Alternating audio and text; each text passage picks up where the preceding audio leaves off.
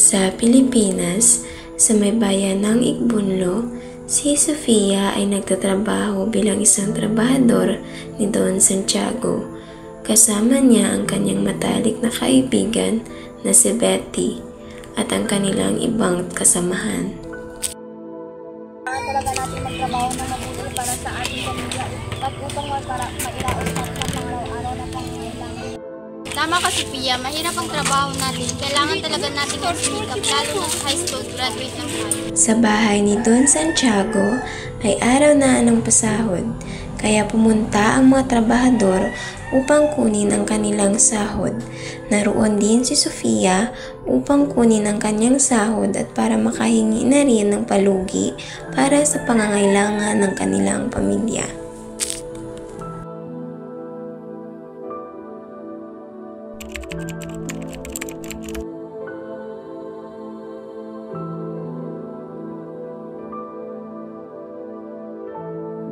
Don Santiago, pwede po ba akong humingi ng pabor? Pwede niyo po bang dagdagan ang aking sahod sapagkat may sakit po ang aking itay at may pinapaaral po akong mga kapatid? Hindi pwede, Sophia. Hindi ko kaya magdadag sa ngayon. Ang ama ni Sofia ay may sakit at hindi na ito makapagtrabaho sapagkat hindi na nito kaya. Bilang isang panganay, naging obligasyon na ni Sofia ang kanyang 4 na kapatid. Wala na rin silang ina sapagkat ito'y sumakabilang buhay na. Sa munting tahanang ito, nakatira sila Sofia. Sa kabila ng kahirapan, patuloy siyang nagtatrabaho para sa kanyang pamilya.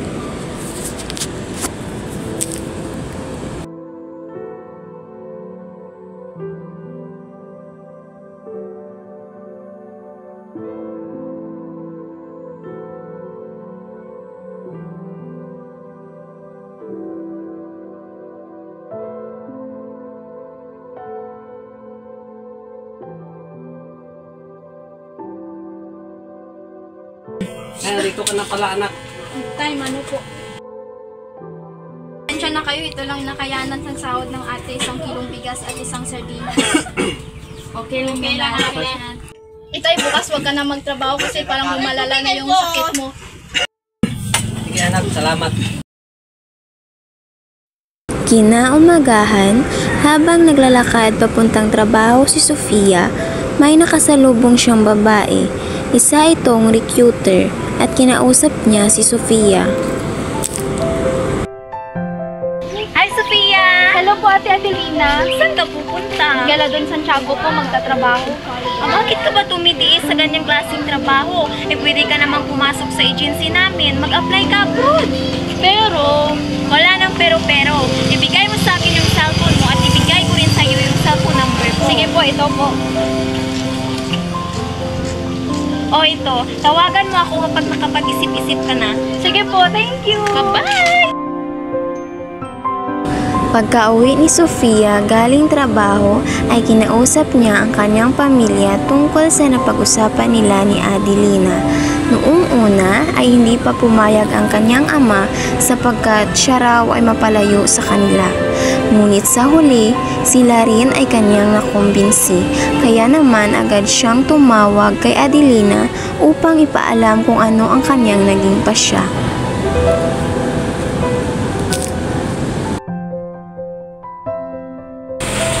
Kailan ito na bahala kung itay?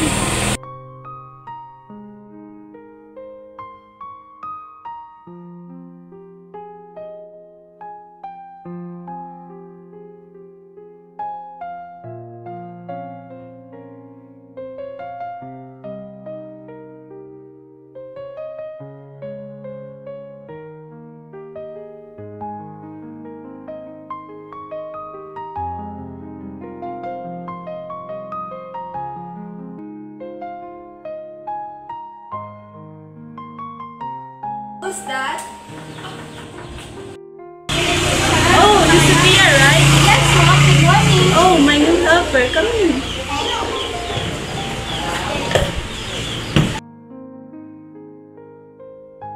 You must do your work properly and follow my rules and be careful at your work. Yes, Mom. I will do my work as best as I can.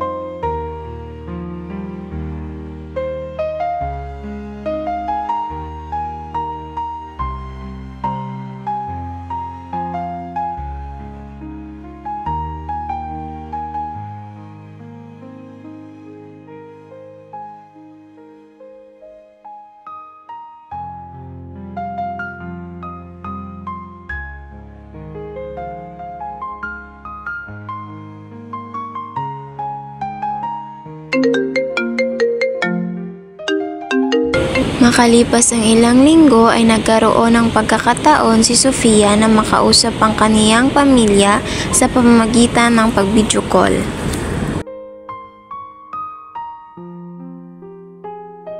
Ang pag-video call ni Sofia sa kanyang pamilya ay nagbibigay sa kanya ng lakas ng loob upang labanan ang anumang hirap na kanyang dinaranas sa ibang bansa.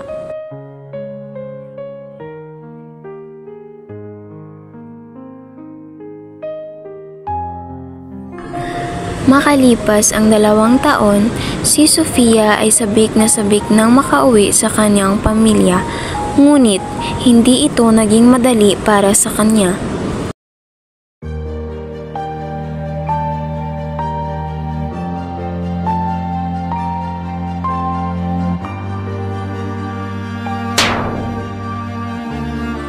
Ang buong akala ni Sofia ay mabait ang amo niya sa kanya at hindi niya rin inaasahang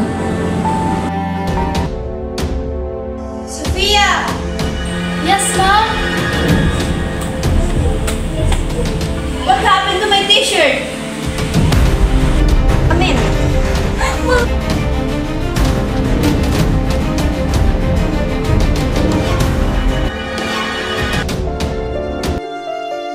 Sa kabila ng lahat ng ginagawa ng amo ni Sofia sa kanya ay hindi pa rin siya sumuko at nilakasan pa niya ang kanyang loob.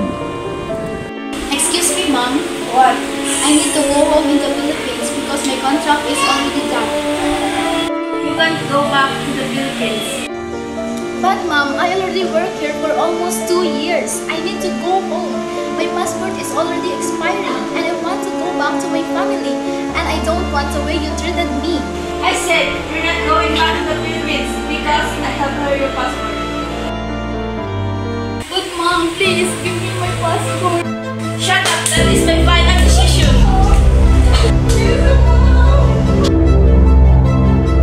You stay here. Mom, please. Mom, no. Gagawa ako ng paraan. Hindi ako susuko.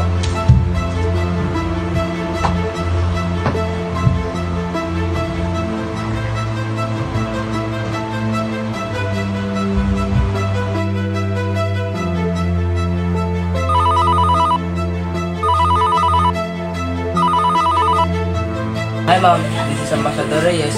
How can I help you? Sir, I need your help. My passport was taken by my boss. Okay, just wait and text your address so that I can locate your location. And I will call the authorities right away.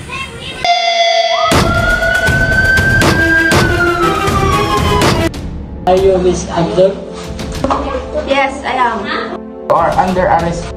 You have the right to remain silent. Anything mistake can be used against you in court of law. You have the right to get attorney. If you can't afford to get attorney, we will to appointed to you.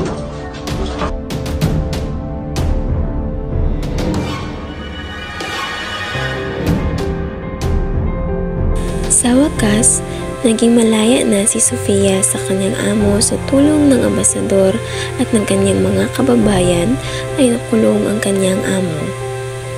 Natupad na rin niya ang kanyang pangarap na makauwi sa piling ng kanyang pamilya at ngayon ay nakapagpatayo na rin siya ng bahay at nagkaroon ng negosyo.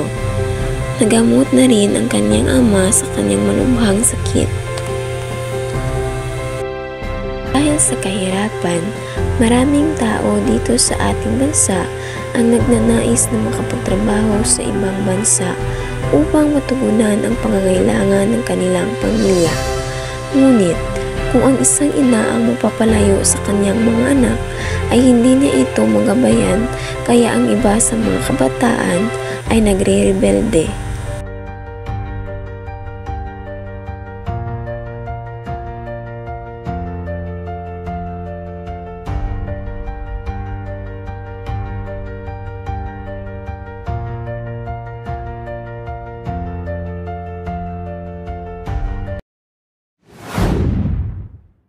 Mayroon ding mabuting epekto ang pagpunta ng mga tao sa ibang bansa upang magtrabaho.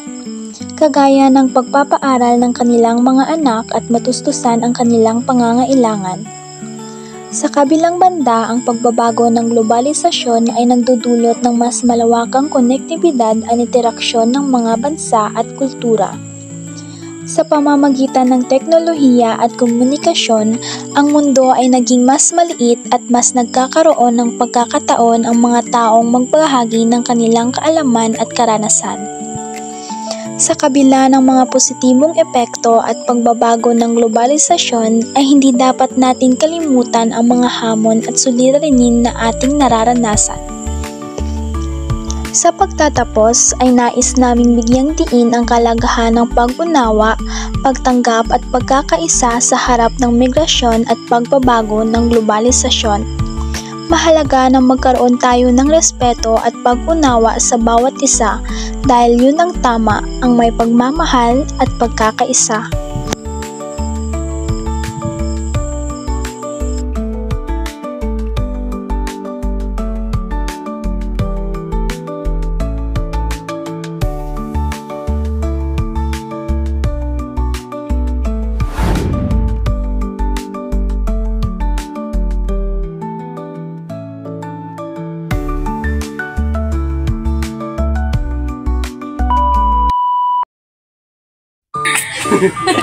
One, two, three, action! Ay, dito ka na pala, anak. Yes! Action ka, ma. Uy, nagkakalo ko to, Kaya lubar din. No guys. Iwasan mo. Iwasan mo eh.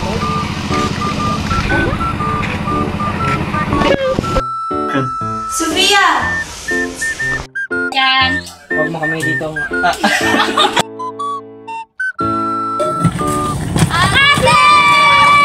Pagani.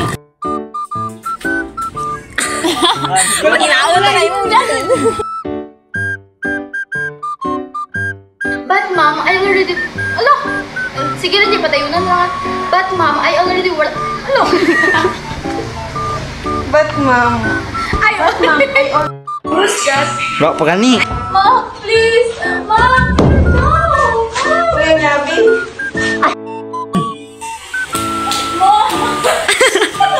Two, three, action!